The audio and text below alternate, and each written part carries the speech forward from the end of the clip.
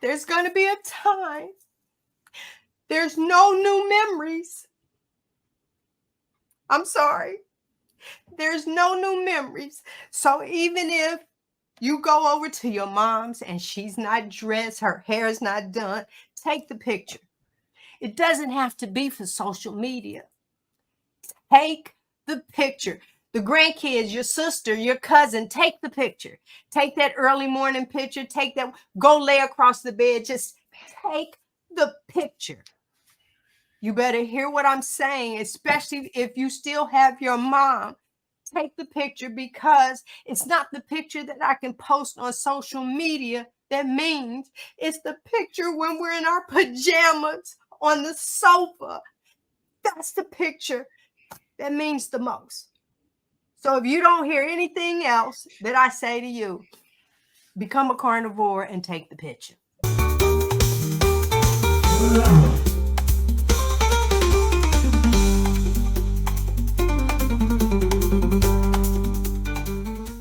Okay, normally I start this story with what went on with Frederick. Today is 324. Memory is kicking in. 324 days of being on the carnivore diet. Prior to this, I was vegan. And people often want to know, how are you eating all vegetables and then all meat? My body knew. That's about the best way for me to say that. My body knew. I was watching him.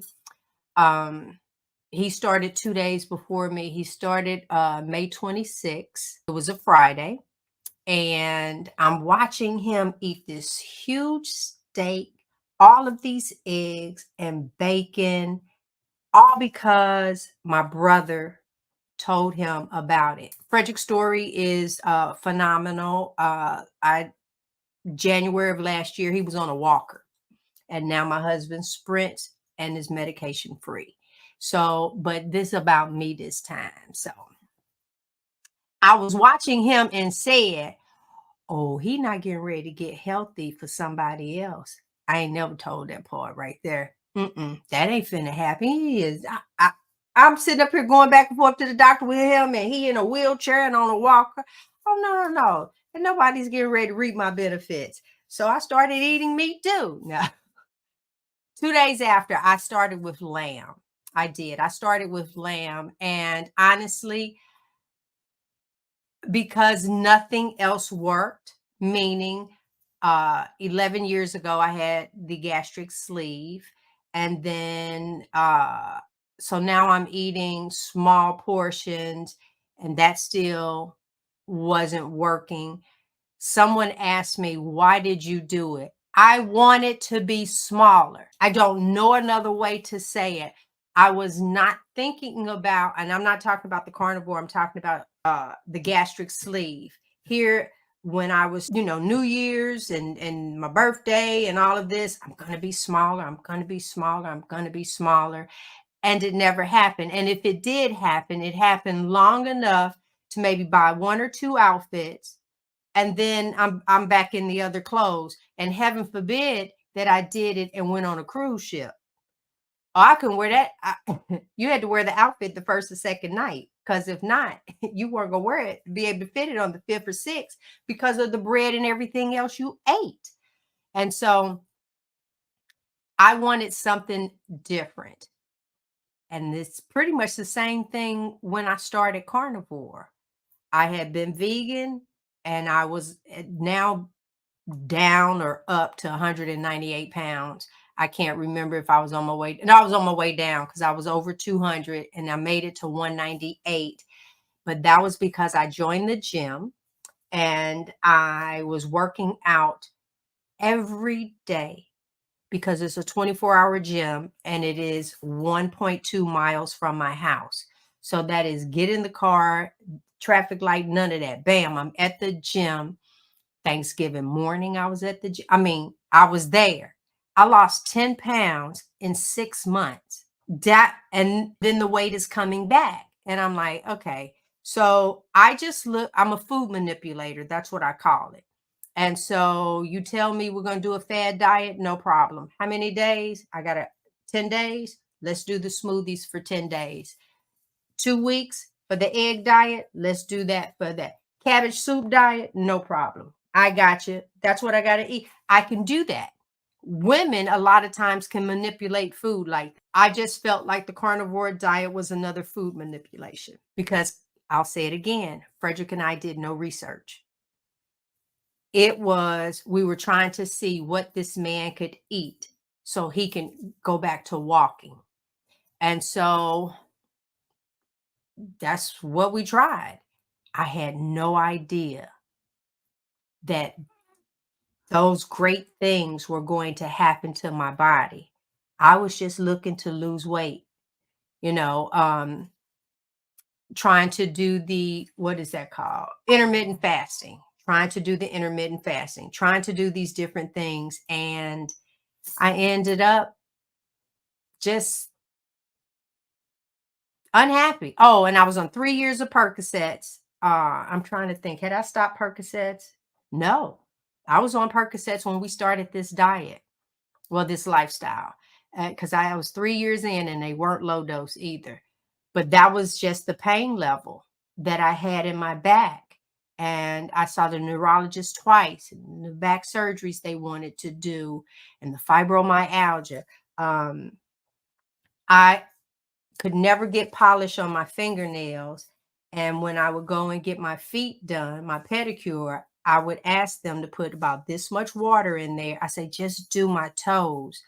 You could scrub the heel a little bit because I stayed on top of it because you could not press on me like that.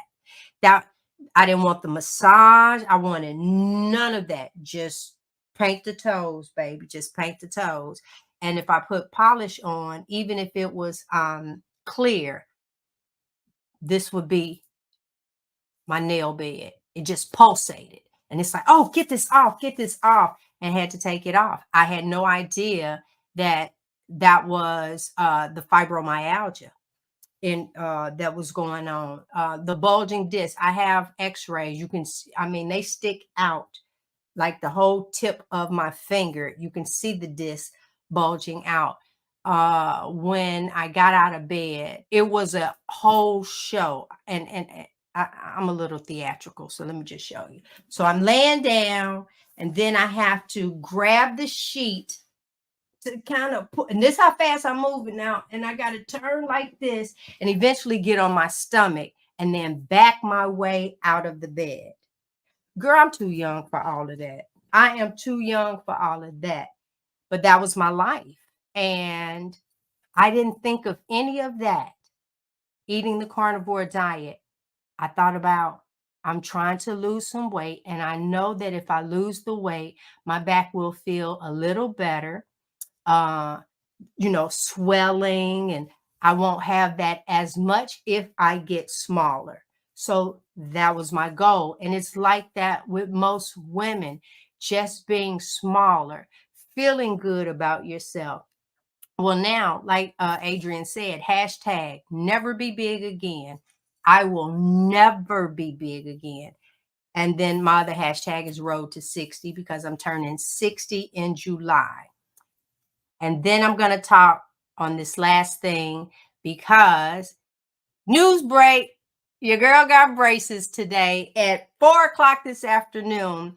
And I was sharing with the ladies before they hit go is that I feel that it was worth me paying to have braces because I have at least, and I'm not talking just being here, I got 50 more years of my life. I've never, my brain has never even fathomed something like that. But I make moves now preparing for an additional 50 years at least. I mean, literally, my husband and I, our retirement, well, he's like, well, I don't want, dude, you're going to be fine. We're younger now. We're aging backwards. Hey, I got a question. Did you always travel as much as you do now, or is that something that you've added since you've gotten your life back? Oh no, Frederick, no, I've lived in Japan 5.5 years. No, travel has always been I do probably more of it now. Not since Carnivore, now since Frederick. I would say the last 10 years. Like, we have 5 cruises for this year, and I haven't even taken the first one yet. So, and before that, we went to look, I'm looking for him because that's my co-host. He's not in here. I was going to say, how many times did we go to Aruba? I'm going to say 4. It was like every year we were going back. Anybody go to Aruba, beautiful, happy island. It is wonderful. And make sure you do the party bus. Oh, I don't know, y'all carnivores now. Yeah.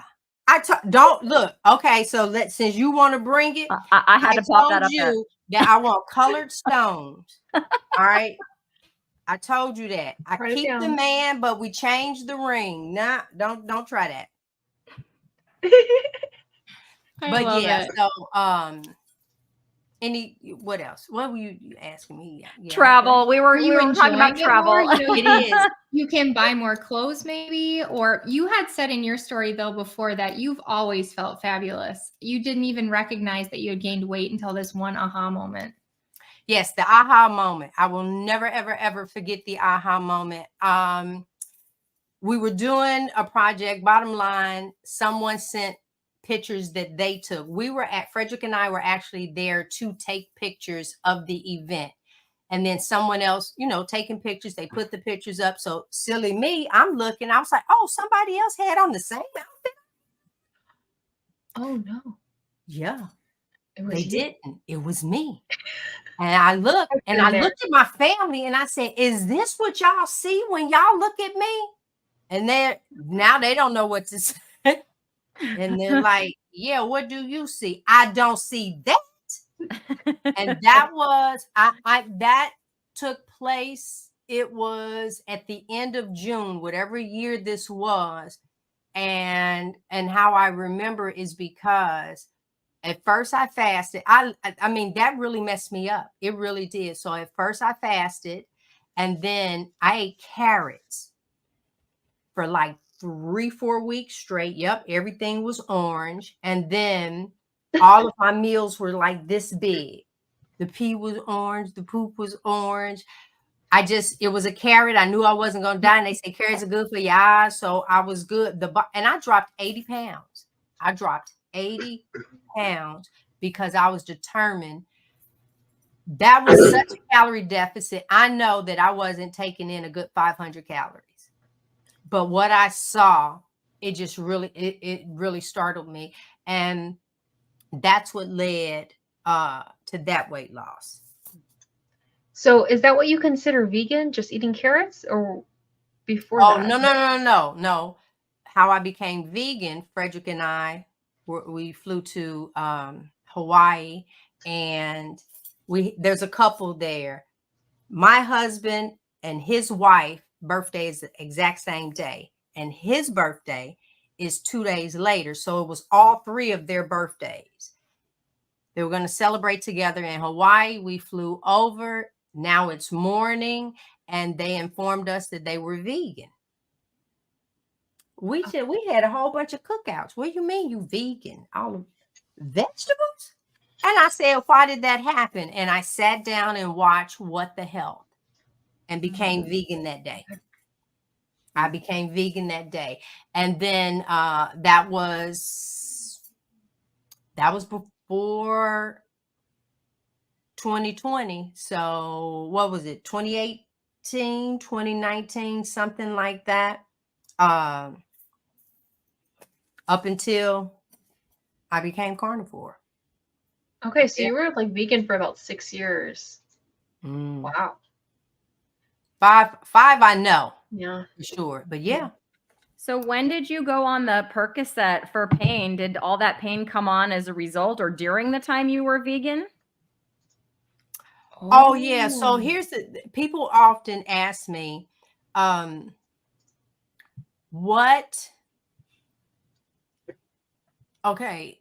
did I know vegan was right? When I tell them about carnivore, and it's like, yeah, but you thought vegan was right. So in the very beginning, yes, with anything that you try, there was some change. It was. The thing is that when I think back, it wasn't fulfilling. That's the reason why you start doing other things where they take like the can of the heart of palms and try and make that into fish sticks, or the bean burgers and all of this other stuff, because you kind of miss what you were having. No, your body is trying to tell you it's not that you miss it, you need it. Silly me, I missed that class. And so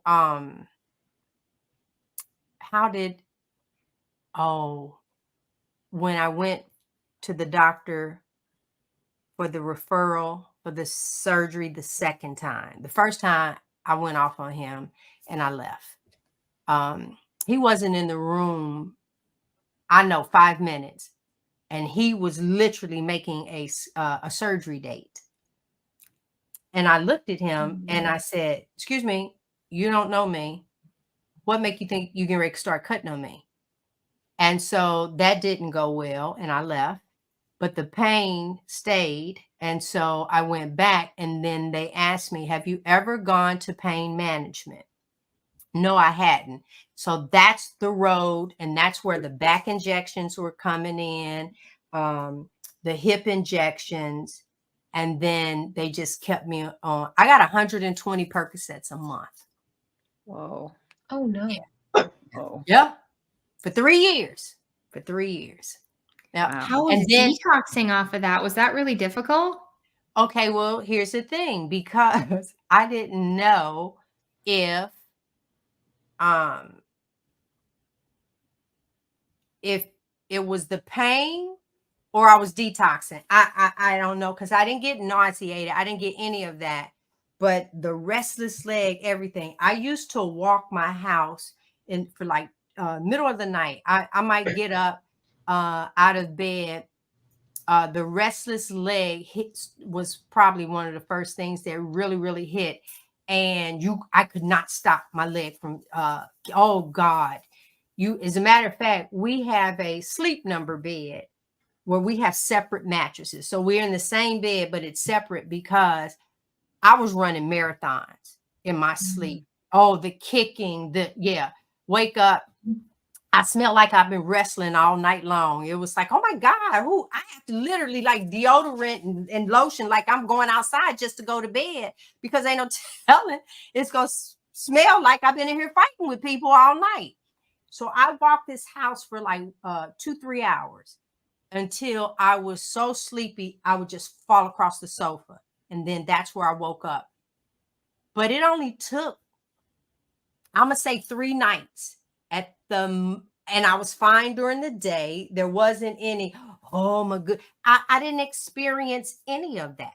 None whatsoever. And then by the 3rd day, on top of the carnivore diet, there was, I was fine. And even my doctor wanted to prescribe me something to help wean me off. I was like, I left that stuff alone. I'm good. And that's just been the end of it since then. The pain went away and I was good. Thank you, Carnivore. Yeah. So when you went carnivore, you said that you guys didn't do any research. I was the same. Like, I did no research either. I was like, just did it. But my question about that is, because you were vegan and then you went carnivore, did you have any adaptation symptoms? And if so, since you didn't do any research, why did you like stick to it? Because my adaptation symptoms were like pretty severe. And that's okay. Well, first of all, stomach is this big. Okay. So I never took in a whole lot of food at one time. So that was like no big deal. And so I think I might have had no, I did not have the boo-boos. As a matter of fact, it was the opposite. I did not trust the process. And what does that mean? That means, I'm hearing people say, you go a few days without going. I'm like, yeah, right. Keep in mind, I'm pooping all the time. So I know. Thank you, Bruce. And I'm like, this ain't working. So I took 2 Docalax, a glass of Miralax, whatever that is, and nothing really happened. And then I was on the toilet with dry heaves because I'm trying to pass something that's not there. My body literally was using what I was taking in. It was so happy. There was no poop. And so I've trusted the process since then. You can't get me to take, they did, they were talking about, because I had diverticulitis as well, and doing colonoscopy. And I'm like, I won't send my system through that again. So they shipped me Cologuard. I don't even know what that looks like to poop in a jar. That's like a backwoods type thing. I'm like, I poop and pee at the same time. So I don't know how that is supposed to work. So it's sitting in there. I know I'm a little, just tell it all. I love that. That's why you make a great co-host with me. Hey, but I do have a question. So you had gained some weight after you got happy with your husband. And how high did you get before you had bariatric surgery? 260. And then you lost 100 pounds. And then it started creeping back up. What were you? And then you went vegan and you lost 80 pounds again. Is that what you said? That was me starving myself. I just knew that it was vegan because I was just eating carrots. And then eventually I ate some nuts. I did some oil and vinegar. Oh, I even made I added, raisins, walnuts to the carrot shavings. Because keep in mind, I juiced these carrots. So I drank the juice, and the shavings is what I was using for food because I was shocked at what I saw. And then, of course, the weight starts dropping, and I stuck with it until I had a hot wing. Until what? She had a hot wing. Oh. And that it went from one to another and then before you know it, this outfit didn't fit. And then, welcome back, weight, welcome back. Where you been? So when you started Carnivore, where did you start? 198 pounds. So you lost about 58. I'm 141 now. Yep, whatever that math is. 57 pounds. How long did that take you? I've been sitting at this weight for a while now. Probably some months. And now I messed up for myself because I said by my birthday in July, I wanted to be 125 pounds. So here's the thing. I feel that because this is how I'm going to be for the rest of my life, meaning carnivore, that my body is doing different things now. Y'all, this baby right here used to hang way down here. So I'm still the same weight, but then she's leaving. So, your body is now I will say that I think it's thinning out even more. I mean, my daughter was like, "Ma, you got bones." Girl, I ain't seen them bones in a long time. But it just seems like it's reshifting back into my thigh area.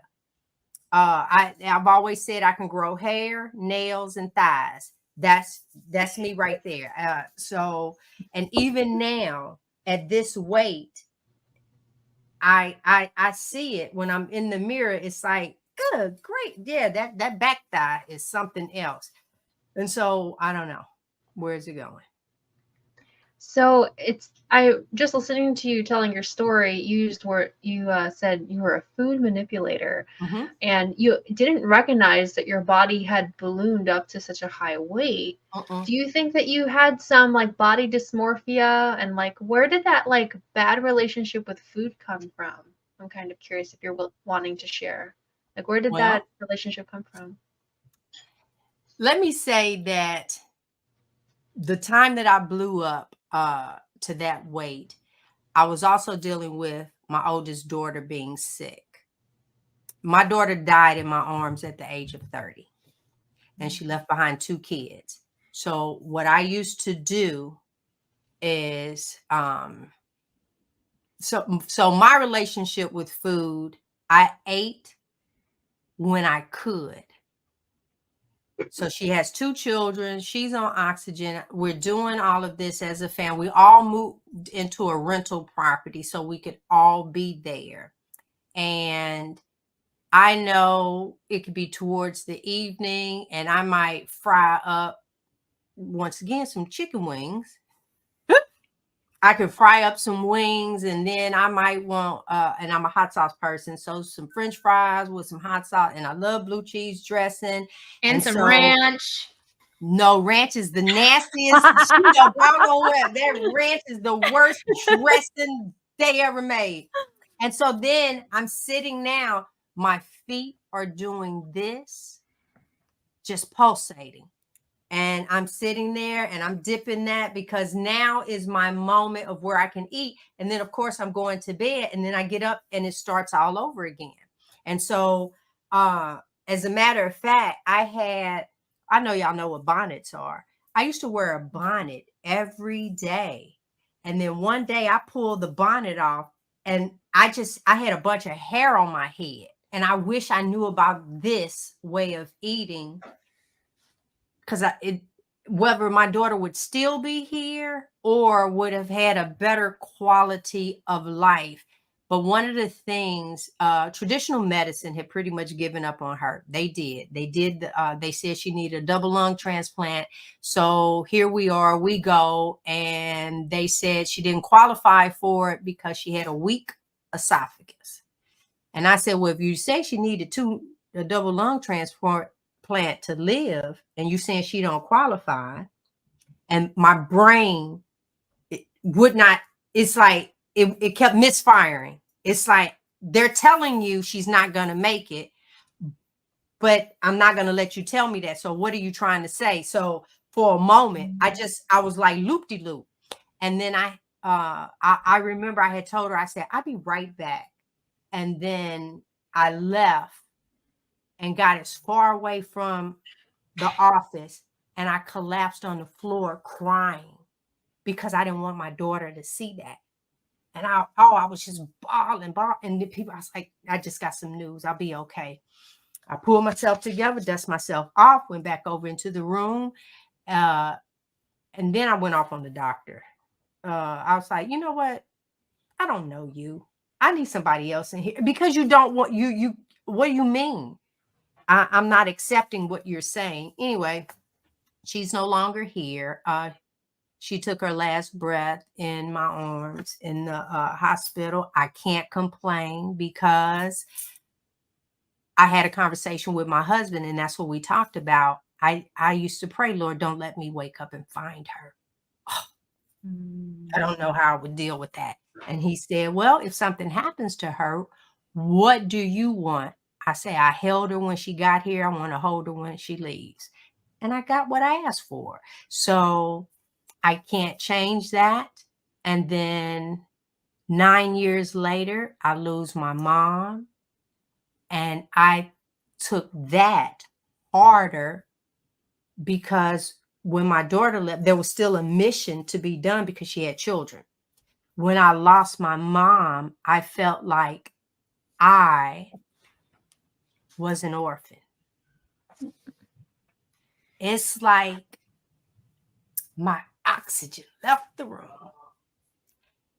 I took that so hard, ladies. It's been 2 years. I took that so hard.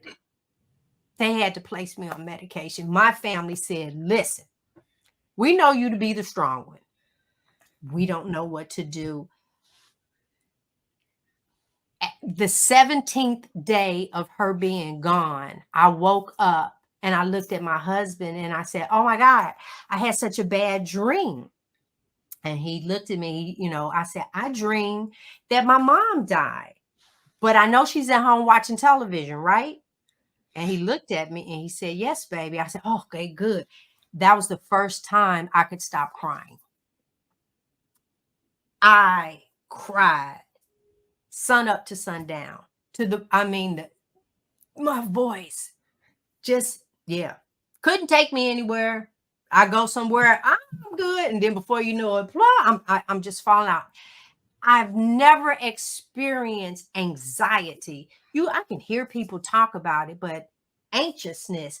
I look at the doorknob and it was like I panicked to turn it and go out. I would drive down the street and it's like, oh my God, I can't wait to go back home. Oh my God, I can't wait to go back home. And I go to where I have to go.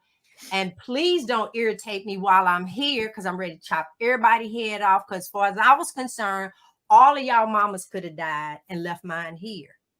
I mean, I was just, that was not a good time. I came off of that medicine on Carnivore. I took that medicine. It took almost 3 months to kick in where, I was kind of okay. But because of Carnivore, all of that gone. I don't need any of that. Oh my gosh, that's so hard. I'm so sorry for your losses, and I completely understand, where you've been, and now I understand you better. And I love you, girl. I'm so sorry that happened, but look at you now. Yes. Look at the life that you're creating with your husband, Frederick, and you're sharing your story. And I know that there's going to be some mamas out there that need to hear that, or children that can help their elderly parents or whatever it may be. It's amazing. Isn't it? Yes. So here's my thing now. Everybody put in the comments, take the picture. Take the picture. And I'm going to tell you what that means. Take the picture. I had to say this earlier today because hear me, there's going to be a time. There's no new memories. I'm sorry. There's no new memories. So even if you go over to your mom's and she's not dressed, her hair's not done, take the picture. It doesn't have to be for social media. Take the picture. The grandkids, your sister, your cousin, take the picture. Take that early morning picture. Take that, go lay across the bed. Just take the picture. You better hear what I'm saying, especially if you still have your mom. Take the picture, because it's not the picture that I can post on social media that means. It's the picture when we're in our pajamas on the sofa. That's the picture that means the most. So if you don't hear anything else that I say to you, become a carnivore and take the picture. And don't get bariatric surgery. There you go.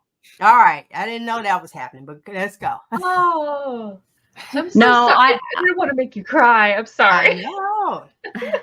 I love that. I've been thinking a lot about, my grandmother and my dad, because they're both gone, and, kind of missing their voices. And my dad played guitar. He was actually a professional guitar player in his youth and all of that. And so, yeah, like my mom talked about, she was in Greece. She's living her best life on keto. But anyway, she was in Greece again for the second time in like 3 months. But she said there was a man in the park playing, I think it was actually, she was in Italy. Anyway, playing a guitar, and he sounded like dad. And I was just like, every time I hear a guitar, and that's what I miss. And I wish I had a picture of him playing the guitar, because I don't, but yeah, I know. Yes, 100%.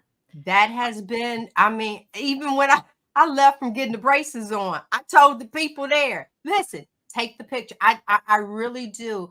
I went through after my mom. I remember one post. Anybody that's lost their mom and you didn't inbox and tell me what this was gonna be like, I'm mad at you now.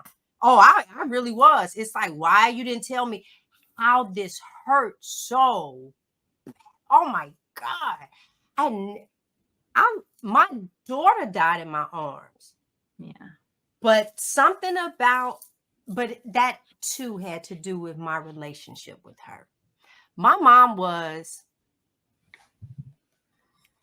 she was the keeper of my secrets. I could tell her. And it's like, I don't say I hold her next to God, but that's about two people that kept my secrets. My mother and God. Anybody else, I got a good husband though. So, honey, I ain't throwing you in that. But What about me? Yeah, no. Yeah. Take the picture, guys. Take the picture. That's really a testament to how well carnivore somehow balances us too, because I feel like I've taken a lot of hits, the same hits I've always taken, but for some reason I take the hit, I take a breath, and I feel okay. Where before it was like it would plague me. And so your story is a testament to how well it also functions our brain and our emotions and our nervous system. Like the carnivore zen is a real thing. Yeah, it really, really is. And I'm actually glad that I went through that anxiety, because I'm that one. I get up and go. I do what needs to be done, and it is what it is. As a matter of fact, I even got hats that say it is what it is. That's me. And then when I would hear people talk about something bad, that happened and how they couldn't do this, in my head, I would say, baby, my daughter died in my arms. Get a backbone. Matter of fact, she died on a Friday. I went to work Monday. But what I knew is that if I stayed home, it would be very difficult to get me out. So I went back to work with the instructions. No one approached me about this. You can talk to me about everything, but not this, because I didn't know what my response. I wasn't trying to fall out at school and all this other stuff. So my sympathy level for people was very close to a 0. Very close. It really was. It was like, bounce back. What do you mean you can't do this? What do you mean? With what I experienced, I was like, oh my God, is this what people was feeling? Yeah. So I'm glad, but now carnivore, I don't feel that way anymore. So you can still bounce back. No, I'm just kidding. I just, now I understand more. I really, really do. And so I am glad that I had that experience for that reason only, not for what I did, but lesson learned. Yeah. Lesson learned. Well, we do have a few questions. So I'm going to pop those up here. So I think this is for our gastric surgery ladies, but I know for all of us that have had gastric surgeries, we should not drink alcohol. I didn't for many years, but eventually my smaller stomach could handle low carb beer. And so now stall. And then she said, second part, trying to wean off. It's tough from having 6 beers per night. Do either of you ladies have advice? I'll say for me is that once they told me about carbonation hitting my stomach and once the carbonation hits the acid in the stomach, it blows up and expands, and your stomach is only as strong as that weakest point that's there. And that's never been something that I wanted to venture down. So I was never a beer drinker. I just like how beer smells. I have not had a soda. I have not had carbonated wine coolers. I've had 0 carbonation in regards to, so I wouldn't be able to at all. Now, wine, on the other hand, a sweet wine, honey, that's probably why I couldn't lose, because yes, me and I talk about that on the channel. Just it's the whole, let me take this. It's the whole ritual, just kind of sitting back, sipping your glass, but you got to hold it down here. They say, I don't care where I hold mine. I didn't, and just sip away. And I do miss that. Yeah, I didn't start drinking probably, and I hate to say this, and don't say anything in the comments, sir. I started drinking about 20 years ago, around the same time I met my husband. Did those two things go together? No. And he always says, and I said, no, I just never, like before, it was just never anything interesting to me. And he's like, stop saying that. That's when you really started. But it is. That was when I really started. And with me and the gastric in my surgery, when alcohol hits my stomach, I don't care if I take tequila shots, multiple. I don't care if it's Jell-O. It doesn't matter. I will stay intoxicated a maximum of 30 minutes. Maximum. And so I don't know. I even asked Dr. Chafee when I was talking to him. It was like, oh my God. I said, what is going on? Because I can, and I've actually drank too much. That time in Hawaii, I drank too much. When I did that shot, because it was their 3 birthdays, I looked at my husband and said, I just messed up. He said, what? I said, it just took me too far over. And I mean, this was like, possibly I can throw up, that type thing. We're at a luau. Like, that's what I want the people to remember, me upchucking at a luau, that we just became vegan. And so the only thing I ate was the rice. But anyway, I walked.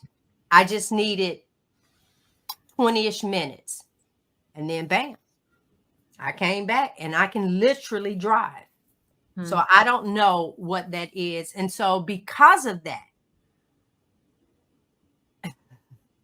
I'm laughing at my husband talking about ironic how I adapted so quickly to drinking. That way. Oh gosh. Yes, honey, I sure did. But I don't know. And I think because of that, I'll drink and then I'll get a buzz. Now 30 minutes, I've drank a lot. So just on wine, you get a buzz for about 15 minutes. The buzz is gone. So what do I have to do? Go drink again if I want that. And so, yeah, I took in a lot of calories like that. A lot. I drink fizz, but I don't drink alcohol. And I've seen that we just really have to be careful with that after surgery because of how it goes in and out. And it hits our brain differently to like really spike that euphoria. And so we can become addicted really easy after surgery. So I would just be careful with that. But I can drink fizz. Really? Yeah. Maybe the different surgeries are different. Like I'm probably not supposed to, but I'm doing it right now. Yeah, I was just getting ready to say. So, yeah, no. Well, we had 2 different surgeries. So I don't know what they told you in yours. And I honestly, I know. Oh, I don't. I think they said that more for like drink and calorie type thing. I don't know, because a lot of people that have the bypass, I see them drink sodas and the big gulp of sweet tea and stuff like that. Because we're rebels. Is that okay? That's what we're gonna call it today. All right, who got next? Okay. We got one more question, unless there's a few that I haven't seen right now. But so this one says, yesterday I realized that every brand of bacon in my HEB grocery has sugar in it, including Peterson's, which is uncured. So bacon, not carnivore. So I guess I'll start. I don't worry about the sugar on the bacon. Dr. Berry talks about a lot of that gets kind of cooked off. It's just used in the curing process. I look at the carbs. If the carbs say 0, I'm not going to worry. I did go through a phase. I did find uncured bacon without sugar. I think Aldi had some. I'm trying to think where. Oh, Sprouts. I don't know these. I'm in California, so I don't know if you guys have these stores, but that's where I was able to find it. But yeah, recently I haven't worried too much about if there's sugar in the ingredients. If it's just used in the curing process, I would never buy like a honey bacon or something that has a bunch of carbs in it. If the carb count says 0, I'm good with it. And I don't eat a lot of bacon either. I eat bacon maybe a couple times a week. So I do the right bacon, WRIGHT. It's inside of Sam's and Walmart. And that has, and I like thick bacon as well. But when in doubt, just make you some pork belly. There you go. That's what I was going to say. Yeah. Pork belly's the best. It's way better. Pork belly's better. I have a whole pork belly in my fridge. I can't wait to slice it up and bake it. I'm so excited. So that's a good alternative for the bacon. Yeah, because that's where, so that right bacon didn't have that. Let me see. Okay, good enough. People are just chiming in. Hey, Susan. 20 years post-op. I'm going to assume because she had the surgery as well. She says she drinks it. And then a little further up, she says for her and alcohol, she'll be drunk to the next day. I know. I think it's crazy. I don't get a hunger pain. So let me say, being on the carnivore diet, and Adrian and I talk a lot about this on the show because both of us had the surgery. Like today, because of everything that I'm literally sitting here thinking, what have I eaten? Because I don't get hunger pains at all. And then let's say if I do a fast, all I got to do is just drink some water. It'll satisfy the stomach. All I really try and do is calm down my acid in my stomach. But outside of that, why, thank you, honey. So I have a question for you. Do you still eat chicken wings now that you're carnivore? You mentioned chicken wings a lot in your story, but it was your pre-carnivore days. Do you still eat them? Let me tell you what's funny. I've probably, before this week, I probably had a wing maybe 3 times in the last 300 days. But one of the things that I'm doing is 2 of the grands, my grand legacies. One is she's 2 years old and her brother is 14. I'm switching their diet. And we're noticing a huge difference. As a matter of fact, I told him I'm going to interview him on our show, and you guys, get a chance. But the little drumette is easy for her to hold. So why just put 2 in there when I could just fill up the thing? And I ended up eating chicken wings over the last few days. I did. And I put it with some hot sauce and some butter and mixed those together, honey, and shook them up. Oh, that sounds good. Yes. That sounds good. That's how wing sauce is. Yeah, I need to do some of that. I have some chicken coming. So for me personally, I still mostly eat grocery store beef, although I do have half a cow on order, but it isn't grass finished. I tried the grass finished, you guys. I can't do it. It tastes like grass to me. So I do have a half beef from a regenerative farm and all of that, but it is grain finished. I just couldn't do it. But for my chicken and pork, I do buy pasture raised now. And on Friday, I have a bunch of chicken coming because I haven't had chicken in a long time. So I'm going to have to do that with the wings I have, with the butter. Yes.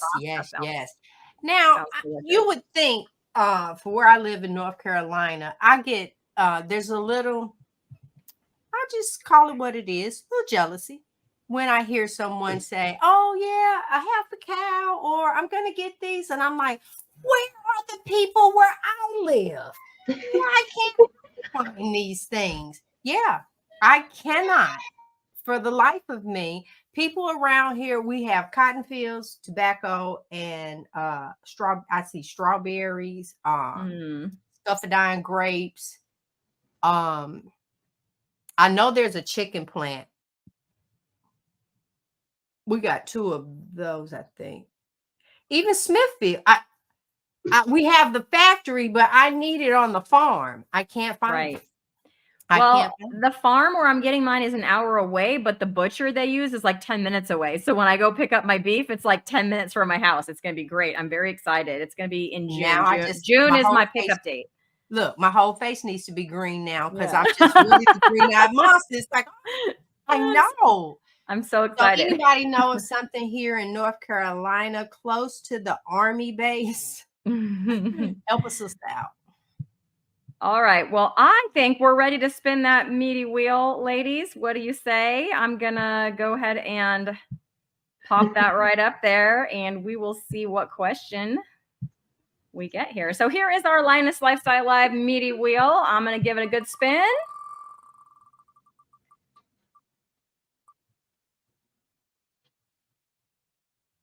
Oh, boom. We hunted down a meaty question. Have you built up a support system around you? And if so, how did you do that? And how has it affected you? That's for me, right? Yeah, it's for you, G. Okay, so how have I built up a support system? Well, for one, my husband is doing this with me, which I think is phenomenal. But if he wasn't, I would actually reach out to different people in the community. I think that if I didn't have a channel and I was watching someone, and if I felt connected, I think I would reach out to them. It's so important. And then if so, how'd you do that and how has it affected you?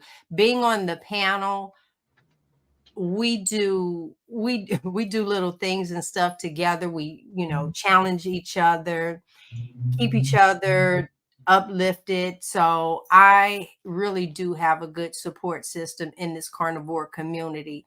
As a matter of fact, it's almost anybody with a channel that you reach out to. Let's talk about the doctors.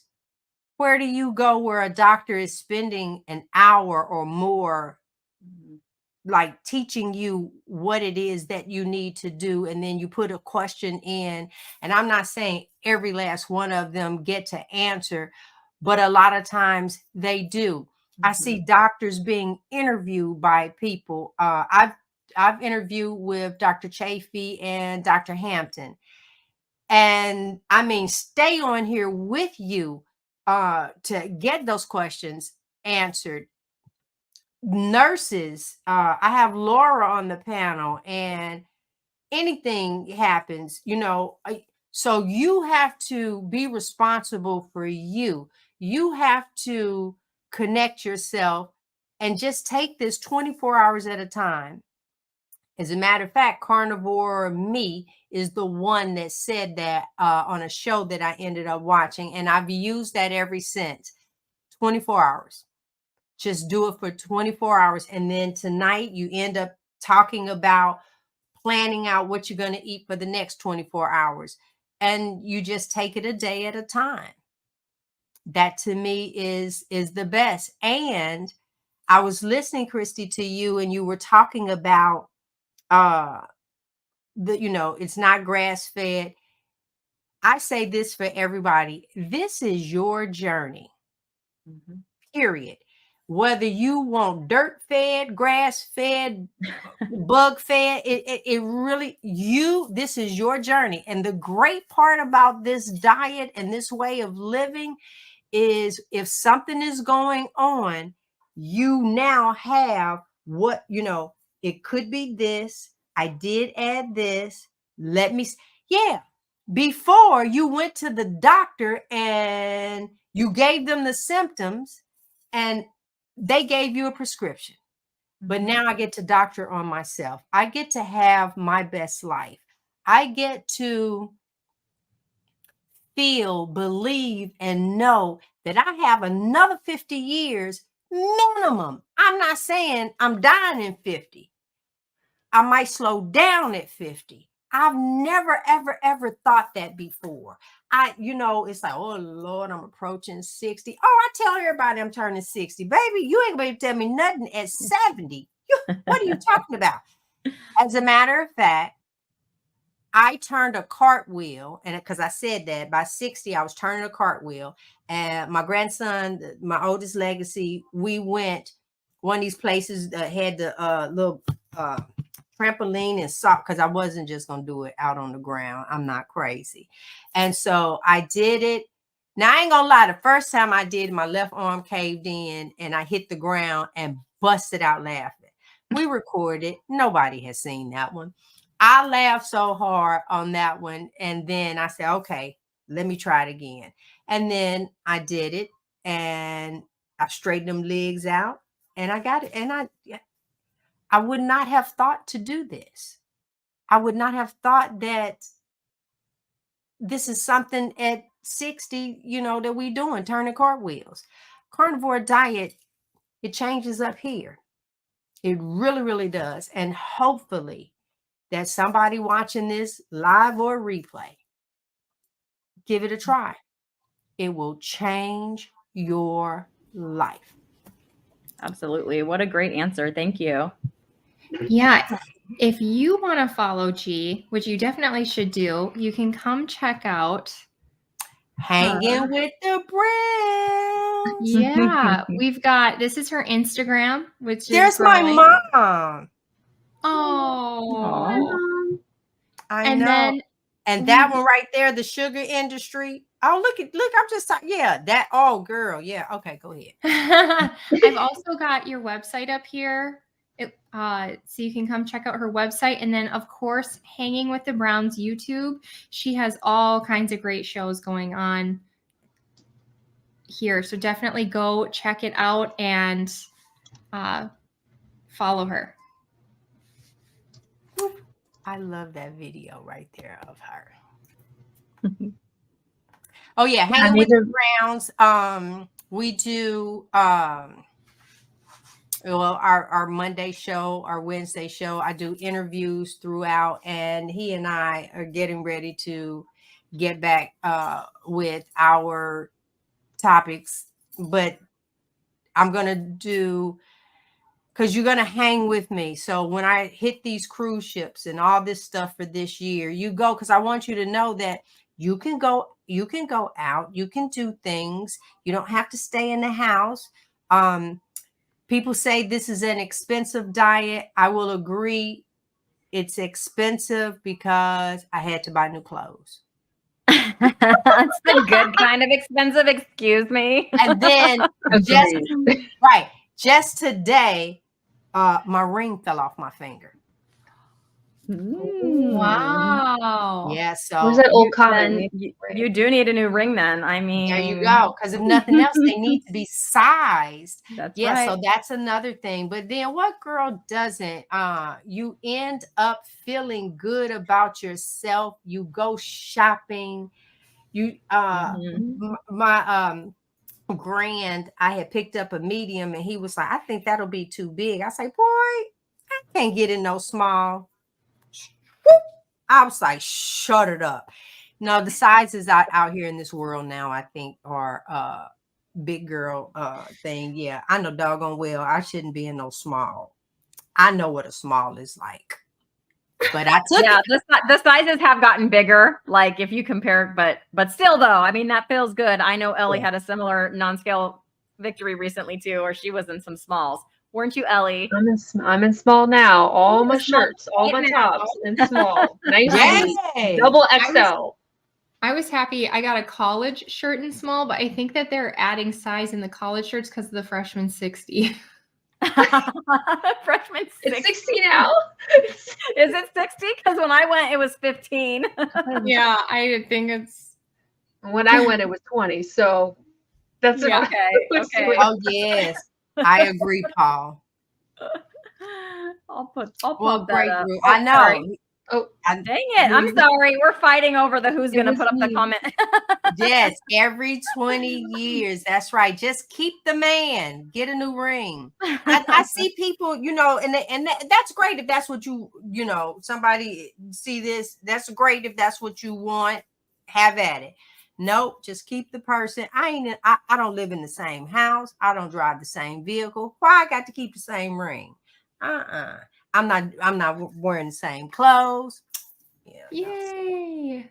There we are. Awesome. I enjoyed this. Thank you guys so much. You're welcome. Why don't we do a lioness tradition? And I would love to count us down and roar, and that we can I would wish love everyone to. a good night with that. Okay? 3, 2, 1. Roar! I want to see you in the comments, for coming guys. on. Yes, come on. Look, I want to see it. There we go. Put your roars in the comments, guys. Just like that. Want to see them. I want to see it. Yes, hold on. Let me get mine in there. There we go. Okay. Thank you, Cammy. Eric left, so I think Eric left. So Bruce, not going to let me down. Picanha's my favorite G. In case hold you on, didn't know. Me see. Why is it's not picking up? He is here. We got 2 picanhas. Yes. I love it. I love it. Thank you. I normally give my little thumbs up or It something. did it during the show. I saw it do it during the show. You did? Okay. Because, You like normally, accidentally I did a even thumbs get up, the and then stuff in the back. yeah, I balloons. enjoy you ladies are doing a phenomenal job. You pull some things out of me that yeah. I think I've only talked about this maybe my second time. But I just want people to know there's more to me. And I have walked in some shoes that some people haven't, and I'm still here. I am surviving. I'll be turning 60, but I am the matriarch of my family. Yeah. That blew me away. Because I do have a small family. My mom is not from this country. I've never met any of her relatives but one. So it's almost like I feel sometimes like I'm adopted. It's like that we're my family. So well, your family's in good hands, G, may I just say. They're in fantastic and very capable hands. So thank you everyone for watching. We hope to see you next Tuesday, and we will have another awesome guest for you guys. All right. Bye everyone. Love you everyone.